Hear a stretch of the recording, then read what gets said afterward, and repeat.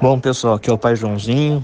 A gente novamente recorre ao nosso amigo Dr. Pedro Tourinho para saber a situação da pandemia e para saber que medidas os nossos terreiros devem tomar para reabrir e se é hora de reabrir. Pedro, boa tarde, bom dia.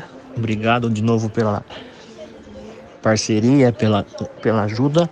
E se você puder falar para a gente o que seria melhor fazer agora, a gente agradece. Olá, Pai Joãozinho, olá a todos e todas os sacerdotes e sacerdotisas de religião de matriz africana de Campinas e região. Um prazer conversar aqui de novo com vocês, né? Infelizmente, mais uma vez num contexto que nos desafia, imposto pela situação da pandemia.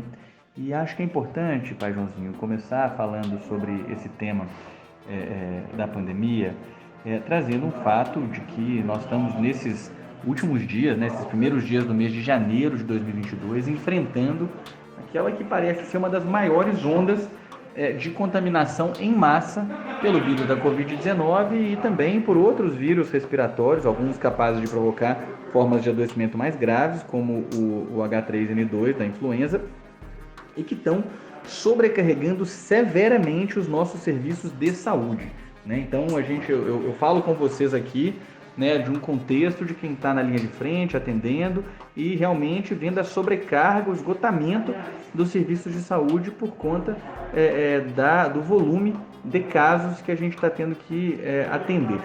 Né? É lógico, o contexto que a gente enfrenta hoje já não é mais o mesmo contexto que a gente vivenciou, né, nos meses anteriores, no começo do ano de 2020, quando a pandemia chegou, né, ao longo do ano de 2020, depois, né, na primeira metade do ano de 2021, que foi um período muito trágico, em que todos nós perdemos amigos, parentes, entes queridos para essa doença, né? O Brasil já contabiliza mais de 600 mil vidas perdidas, né? Assim, é um fato quase que sem precedentes nas nossas vidas, mas hoje, felizmente, a gente já tem a maioria absoluta da população aqui da região metropolitana de Campinas, pelo menos, vacinada, inclusive com 2 doses e um percentual razoável das pessoas que já tomou a dose de reforço, que é um grande alento, né? Nos traz muito mais tranquilidade. Isso não quer dizer, no entanto, que a pandemia acabou ou que a gente não vai ter mais situações bastante importantes relacionadas à Covid-19. A primeira razão para isso acontecer é que nós temos uma variante nova, que é a variante Ômicron, né, que é uma variante que sofreu muitas mutações, o vírus sofreu muitas mutações e, de fato, ele hoje tem grande capacidade de contaminar e de se disseminar. A variante Ômicron, que é essa variante que está circulando do vírus da Covid-19, ela é, de todas as que já circularam até hoje, a variante mais contagiosa.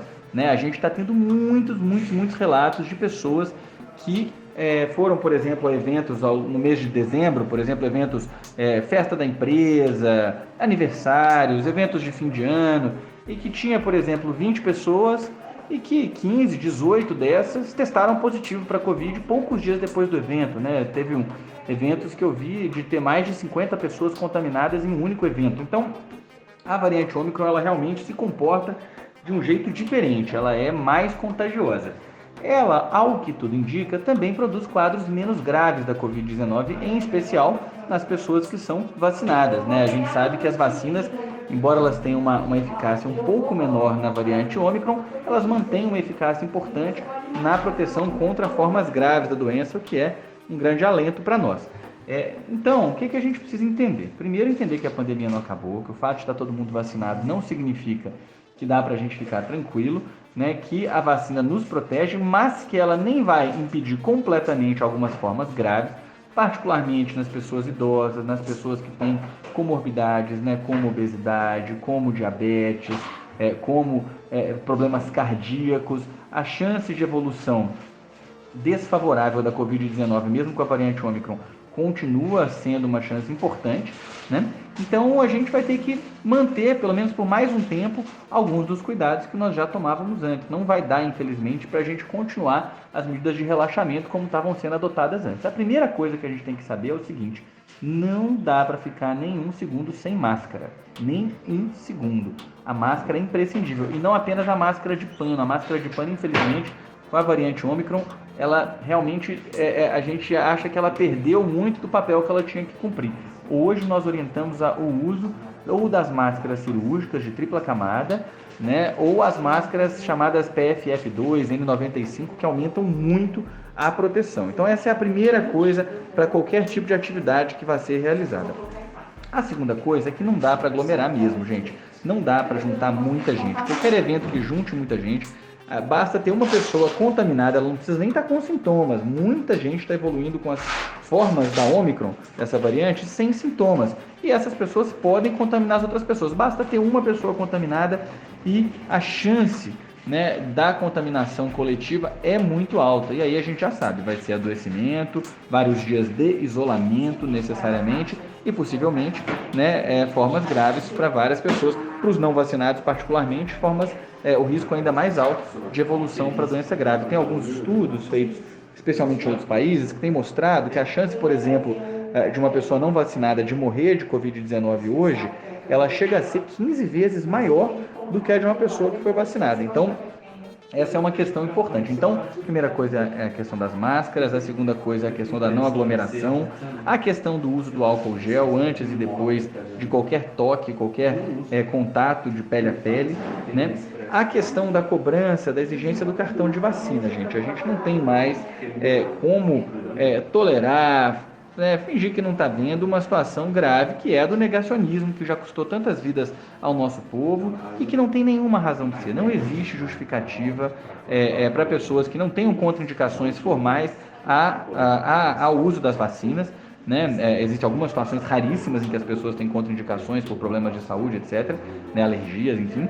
Mas se não tem isso, não tem justificativa. A vacina não faz mal, a vacina é segura, aliás, é super segura.